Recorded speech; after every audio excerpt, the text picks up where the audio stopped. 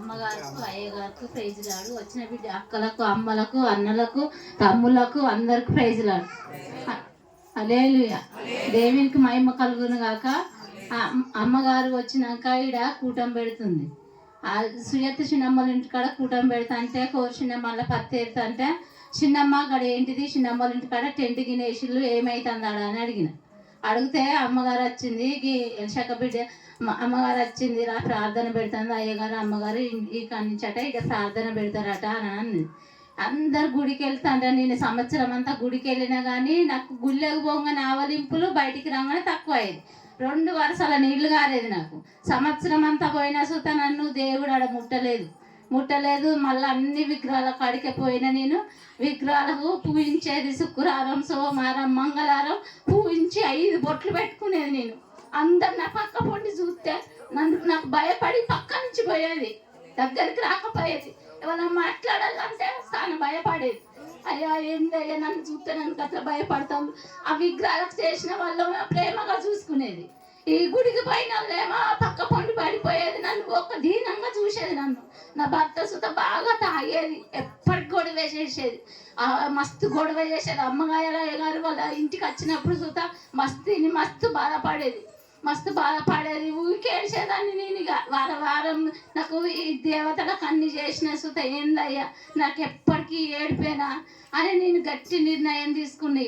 ఇక కూటం పెట్టంగానే స్త్రీల కుడికి అంటే ఆ రోజు పనికి పిలిచినా సుత పోననుకుంటాను. ఎవరు పిలిచినా నా మనసు ఒప్పుతలేదు పోవడానికి. నేను అసలు పనికంటేనే పరుగులు ఎత్తుతాను. నేను పనికి పోంది నేను ఇంటికాడ అసలే ఉండను. ఎంత చేసినా ఎన్ని విగ్రహాలకు చేసినా ఎప్పటికీ ఒకరిని అడుక్కునేది. మేము తల్లి ముగ్గురం చేసినా ఎవరు నన్ను ఒక్కరిని అడుక్కునేలాగానే ఉండేది. చేతిలో ఇప్పుడు వచ్చిన పైసా రేపు చూస్తే ఉండకపోయేది. ఎప్పుడైతే నన్ను దేవుడు ముట్టి ఈ వాక్యం చెప్తాంటే అమ్మగారు ఈడ వాక్యం చెప్పుకుంటా స్త్రీల కుడికి నడిపిస్తుంటే ఆ వాక్యం ఏంటంటే నా హృదయం అంతా ఆ పాటలు పాడుతుంటే నా మనసు ఇంట్లోకి పోతే ఇంట్లో నిలబడతలేదు, బయటకు వస్తే బయట నిలబడతలేదు. నేను మా చిన్నయారాలను పిలుస్తాను పోదాం రా అని, మా తమ్మిని భార్యను మా మద్దల్లో పిలుస్తాను పోదాం రా. నువ్వు ఎందుకు పోలేదంటే నేను అన్నం తిన్నాక పోలేదు అంటాను. నీకు ఇక్కడ గుడి నడుతుంటే నీకు ఆకలి అయిందా, నీకు కడుపు ఆగుతలేదు దేవుడి కంటే ఎక్కువ అన్న సుతమ్మ ఏం దక్క నువ్వు పోరాదు మరి అన్నది. పోదాం మరి నాతో దంట కొత్తవా అంటన్నా. అంటే నేను రాను అన్నది. మా వేణు ఉన్నాడు, వేణు తీసుకొని పోనా అనుకుంటాను. నా హృదయం అట్లా అనిపిస్తుంది.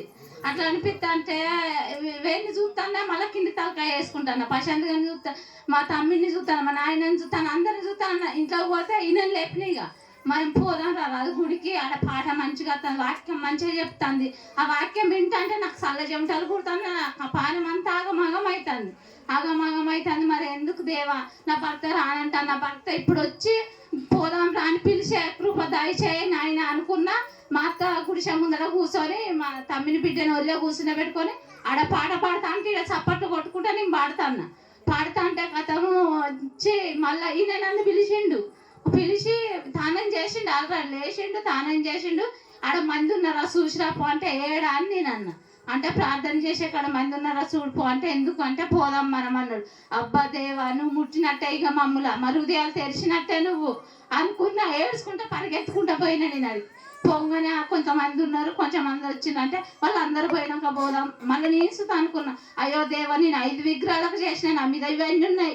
ఏ బిడ్డ కన్నా అని జరుగుతుందేమో, ఆ బిడ్డలు వచ్చేదాకా నా కుటుంబతని ఆ బిడ్డలు ఏటోళ్ళాడు పోయినాక నేను ఒక్కదాన్ని ఒంటరిగా పోతా, నా భక్తిని తీసుకొని పోతా. ఎవరికి అని జరగవద్దు నా వలన అని నా మీద ఉన్న శక్తులు వాళ్ళ మీద పడితే వాళ్ళకి ఇబ్బంది నాకు ఇబ్బంది అని అనుకున్నా. నా కోసం ఎంతో మంది ప్రార్థన చేసిండు.